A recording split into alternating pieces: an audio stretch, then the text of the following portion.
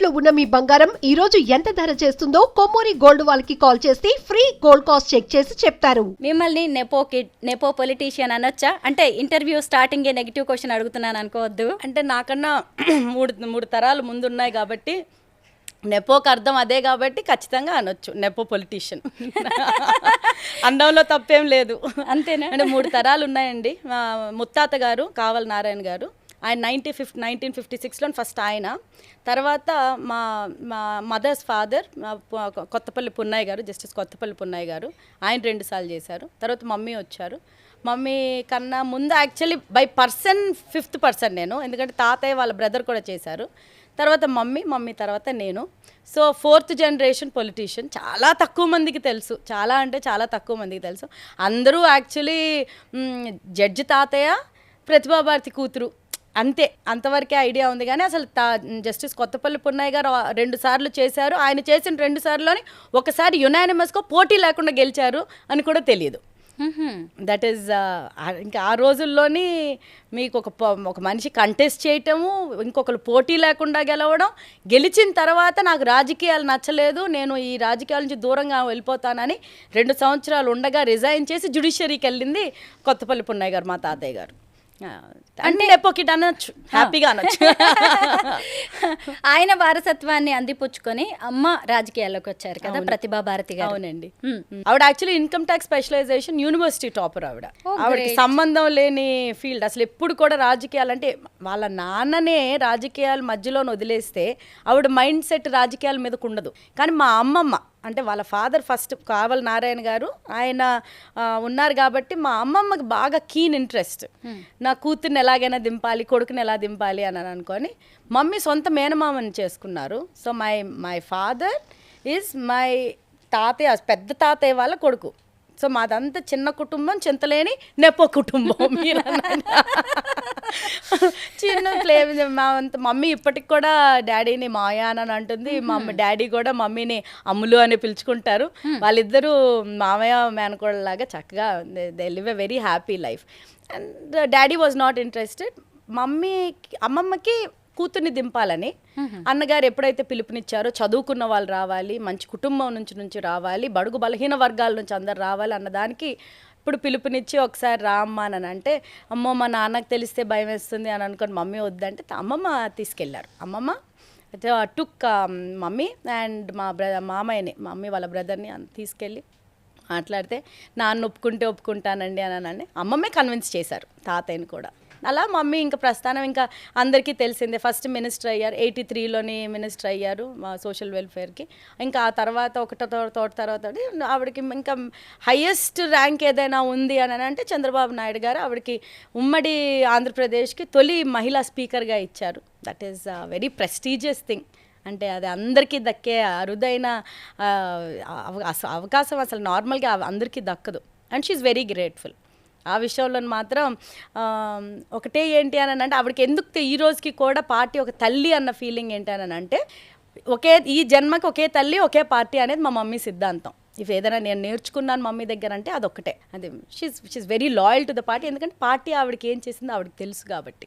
ఆవిడ తర్వాత మీరు కూడా అలాగే పార్టీకి లాయల్గా ఉండాలి కదండి. మనకి ఎప్పుడైనా కూడా కష్టాలు, బాధలు, మనం అనుకున్నవి జరగకపోవడాలు అన్నిట్లో ఉంటాయి. ఇట్స్ నాట్ జస్ట్ ఒక మనం వర్కింగ్ ఫీల్డ్లో ఉన్న ప్లేస్లోనే కాకుండా ఇంట్లో కానీ లేకపోతే డిస్టర్బెన్సెస్ అనేవి అన్నిటి దగ్గర ఉంటాయి. అన్ని చాలా గ్లోరియస్గా ఉండడానికి ఏం లేదు. ఆడవాళ్ళు అంటేనే ఒక ముళ్ళ కిరీటంలో మనం ఎక్కడున్నా సరే ఉంటాం, కానీ ఆ ముళ్ళుకి అడ్జస్ట్ అయ్యి రోజా పువ్వు ఇలా వికసిస్తుంది. అలాగే మనం ప్రతి దగ్గర కష్టం ఉంటుంది, బాధ ఉంటుంది, అనుకున్నది జరగదు, అనుకున్న మనం మైండ్ సెట్లో ఇలాగే జరిగిపోవాలి అని అనుకొని ప్లాన్ చేసుకుంటాం. అలాగే ఉండదు, అనుకున్నట్టుగా ఏం ఉండదు. మనకు వచ్చే అవకాశాలని నవ్వుకుంటూ ముందుకి మనం వెళ్తూ ఉంటే ఆ పాత్ మన కోసమే తయారైనట్టు ఉంటుంది. That is something I believe very strongly. మనం అనుకున్న పాత్ కంటే మనకు వచ్చిన పాత్ని మనం ఓన్ చేసుకుంటే అది that will be a glorious path. Pratibha Bharati గారు ఎన్టీఆర్ గారి క్యాబినెట్లో సోషల్ వెల్ఫేర్ మినిస్టర్గా పనిచేశారు. చంద్రబాబు గారి హయాంలో ఎడ్యుకేషన్ మినిస్టర్గా పనిచేశారు. అలాగే స్పీకర్గా కూడా ఆవిడ వర్క్ చేశారు. అసలు మీ చైల్డ్హుడ్ ఎలా ఉండేది? ఒక మంత్రి గారి కూతురుగా, స్పీకర్ గారి కూతురుగా ఓ రేంజ్లో ఉండేదేమో. అసలు యాక్చువల్లీ ఏం తెలిసేది కాదు. అంటే చాలా చిన్న వయసులోనే నేను మమ్మీ సోషల్ వెల్ఫేర్ మినిస్టర్ అయినప్పుడు ఫస్ట్ టైం తాతయ్య అప్పటికి హైకోర్టు జడ్జి. సో 2 బంగ్లాలు ఉండేవి మాకేంటో, మా చుట్టుపక్కల చాలా మనుషులు ఉండేవాళ్ళు. నాకు ఊహ తెలిసిన దగ్గర నుంచి ఇంట్లో ఒక 100 మందికి భోజనాలు అనేవి చాలా కామన్ థింగ్. చాలామంది ఇంటికి వచ్చేవాళ్ళు, ఇంటికి వచ్చి మాట్లాడేవాళ్ళు, అందరినీ నేను మామయ్య అని. ఈరోజు కూడా శ్రీకాకుళం, విజయనగరం చాలామంది టాప్ పొలిటీషియన్స్ అందరినీ నేను మామయ్యనే పిలుస్తాను. ఎందుకంటే మాకు ఇంట్లోని మమ్మీని అక్క అనేవాళ్ళు, నేను మామయ్య అనేదాన్ని. నేను వీళ్ళంతా నిజంగానే ఒక ఫ్యామిలీ మెంబర్స్ అనుకునేవాళ్ళం. నాకు ఆల్మోస్ట్ ఒక 20-22 వచ్చేదాకా వీళ్ళంతా పొలిటికల్గా మనకి తెలిసిన వాళ్ళ, వీళ్ళు నిజంగా రక్తం పంచుకున్న వాళ్ళు కాదా అని ఆల్మోస్ట్ 20-22 వరకు తెలియలా నాకు. అంత ఆ రోజు రాజకీయాలు కూడా చాలా డిఫరెంట్ అట్మాస్ఫియర్. మనం అందరం ఒక దగ్గర గ్యాదర్ అయ్యే వాళ్ళం. సండేస్ అంటూ బాగుండేవి. అందరు అన్నా చెల్లెల్లా ఉండేవాళ్ళు, అక్క తమ్ముళ్ళలా ఉండేటోళ్ళు. It was a very warm, అంటే బాగా కలిసిమెలిసిపోయి ఒకరి మీద ఒకరికి అంత పోటీ పడి రాజకీయాలు ఒకరి మీద ఒకరిని చేసేసేటట్టు ఉండేది కాదు. చాలా మట్టుగా నేను పెరిగిన వాతావరణం ఇట్ వాజ్ ఇంట్లోని కానీ మా ఇంటి బయట కానీ ఏదున్నా కూడా చాలా ఇంటలెక్చువల్ డిస్కషన్స్ అయ్యేవి. లేకపోతే తాతయ్య కూడా ఎప్పుడు ఇండిపెండెంట్ ఉమెన్ ఎలా ఉండాలి, లేకపోతే ఒక తల దించుకోకుండా ఉండాలి, తల ఎత్తుకునేటట్టు ఉండాలి, ఎప్పుడైనా మాట్లాడితే తడబడకుండా మాట్లాడాలి, ఇట్లాంటి డిస్కషన్సే ఉండేవి. ఏదో డిఫరెంట్ కంట్రీస్లో ఏం జరుగుతుందో డిస్కషన్స్ ఉండేవి. సో మమ్మల్ని ఎప్పుడు చిన్నపిల్లల్లా ట్రీట్ చేసేవాళ్ళు కాదు. చాలా మెచ్యూర్డ్గా నాకు ఊహ తెలిసిన తర్వాత మాకు ఒకటే థింగ్ ఏంటి నేర్పలేదని అంటే, డబ్బులు ఎలాగా సేవ్ చేసుకోవాలో నేర్పలేదు. నేను ఇప్పటికీ మమ్మీకి అదే చెప్తా, ఆదా అనేది నేర్పలేదు మీకు, దుబారాగా పెంచారు మమ్మల్ని.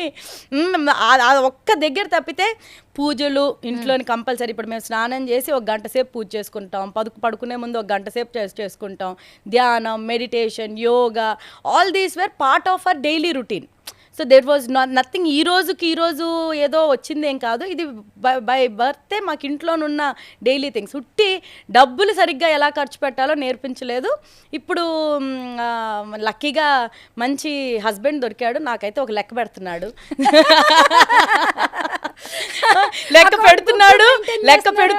నేను అవుట్ ఆఫ్ ద బోర్డ్ అప్పుడప్పుడు వెళ్ళినా కూడా లోకేష్ అన్నకు కూడా కంప్లైంట్ చేస్తున్నాడు. సో నేను లోకేష్ గారి దాకా కంప్లైంట్స్ వెళ్తాయా మీ ఇంటి నుంచి?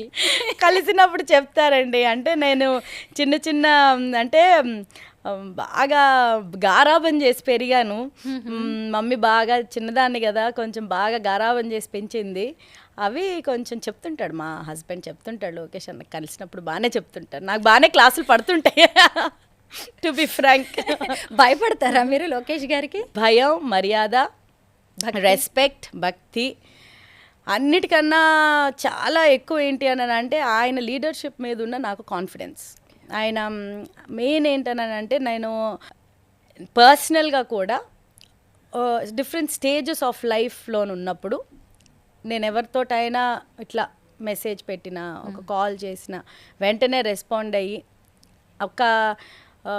ఒక పాజిటివ్ అప్రోచ్, ఒక బాధకి ఇవ్వడం అనేది అందరితో అయ్యేది కాదు. కొంతమంది మనల్ని కన్విన్స్ చేయడానికి మనకి ఏదైనా ఆ నిమిషానికి చెప్తారు, కానీ పాజిటివ్గా ట్రూత్ఫుల్గా నువ్వు అది ఎంత తొందరగా యాక్సెప్ట్ చేస్తే నువ్వు ముందుకు అంత ఫాస్ట్గా వెళ్ళగలవు అని చెప్పే వాళ్ళల్లోనే నాకు లోకేష్ అన్న ఫస్ట్. నాకు నొప్పి పెట్టినా, బాధ కలిగినా కొన్నిసార్లు గట్టిగా చెప్పారు, కొన్నిసార్లు నాతో బాధపడుతూ చెప్పారు. అలా చాలాసార్లు I share a very good brother-sister rapport bond with Lokesh Anna, and I'm happy to say it's a very soul bonding, and we don't have to talk every day. మాట్లాడాల్సిన అవసరం లేదు. లేకపోతే నేను ఇలా ఫోన్లు చేయగా నన్ను టక్కన ఎత్తేస్తాడని, బట్ నా వరకు ఏది రాకుండా నేను పనిచేస్తాను. నాకు ఏ చెడ్డ పేరు రాకుండా, పార్టీకే చెడ్డ పేరు రాకుండా పనిచేయటమే నా మోటో. ఎక్కడైనా సరే ఏదైనా ఒక స్టెప్ అధిష్టానానికి తెలిసి చెయ్యాలి అని అంటే నేను లోకేష్ అన్నకు చెప్పకుండా నేను ఏది చేయను. సుమన్ టీవీలో మీ పర్సనల్ అండ్ బిజినెస్ ప్రమోషన్స్ కోసం కింది నెంబర్కి కాంటాక్ట్ చేయండి.